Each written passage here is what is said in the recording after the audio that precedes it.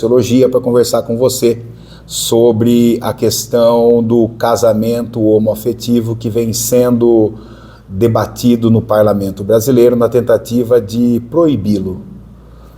Nesse sentido, então, nossa reflexão sociológica vai nesse caminho.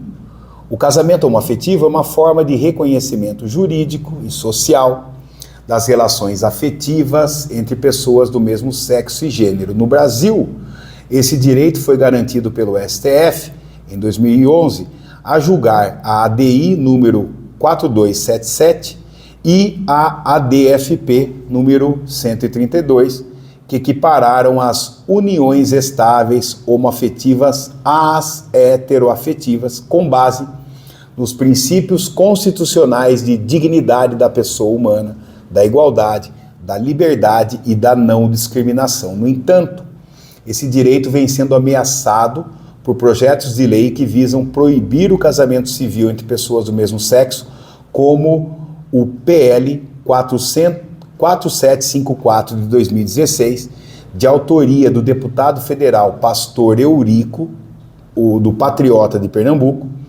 que pretende criminalizar os ministros do STF que usurparem a competência do Poder Legislativo. Esse projeto, que foi aprovado pela CCJC da Câmara dos Deputados em 2019, representa uma tentativa de retrocesso na garantia de direitos fundamentais e uma violação à separação dos poderes, que é um dos pilares do Estado democrático de direito. Para analisar essa questão, então, quero chamar a atenção ao cientista político, ao pensador italiano Norberto Bobbio, especialmente a obra Estado, Governo e Sociedade, na qual Bobbio discute os conceitos e as formas de organização do poder político nas sociedades modernas.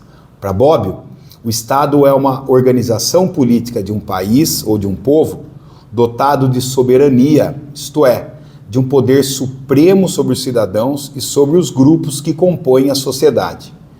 O governo, por sua vez, é o conjunto dos órgãos aos quais cabe exercer o poder político em nome do Estado.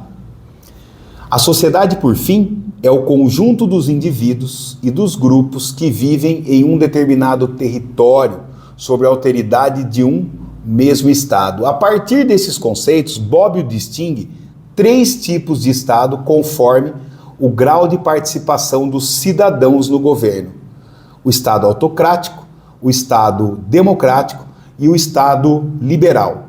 O autocrático é aquele em que o poder político é exercido por uma só pessoa ou por um grupo restrito, sem o consentimento ou representação dos governados.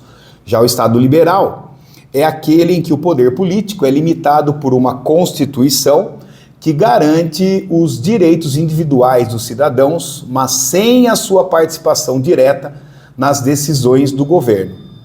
E o Estado democrático é aquele em que o poder político é exercido pelo povo por meio de eleições periódicas e de mecanismos de controle popular sobre os governantes. Nesse sentido, pode-se afirmar que o Brasil é um Estado democrático, pois sua Constituição Federal de 1988 estabelece que todo o poder emana do povo, que o exerce por meio de representantes eleitos ou diretamente nos termos da nossa Constituição, artigo 1º, parágrafo único. Além disso, a Constituição consagra os princípios da soberania popular, da cidadania, do pluralismo político, dos direitos e garantias fundamentais, da separação dos poderes e da forma federativa do Estado.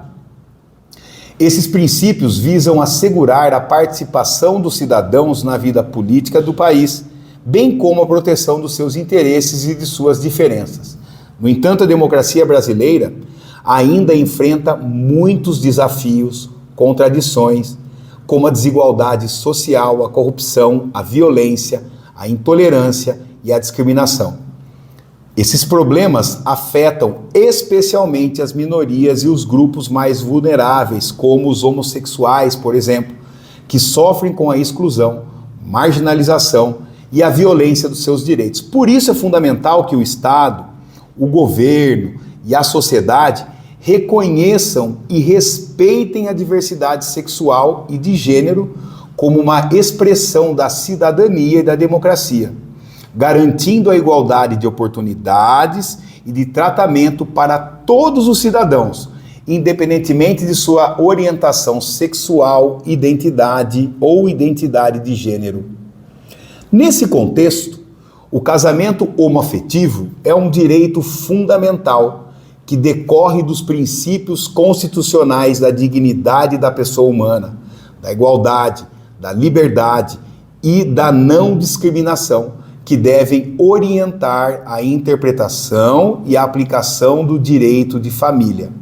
O casamento homoafetivo também é uma forma de realização de projeto de vida e de felicidade das pessoas homossexuais, que devem ter o direito de escolher livremente com quem querem se casar e constituir família. Além disso, o casamento homoafetivo é um instrumento de inclusão social e de reconhecimento da diversidade, que contribui para a promoção da tolerância, do respeito, da convivência pacífica entre as diferentes formas de expressão afetiva e familiar.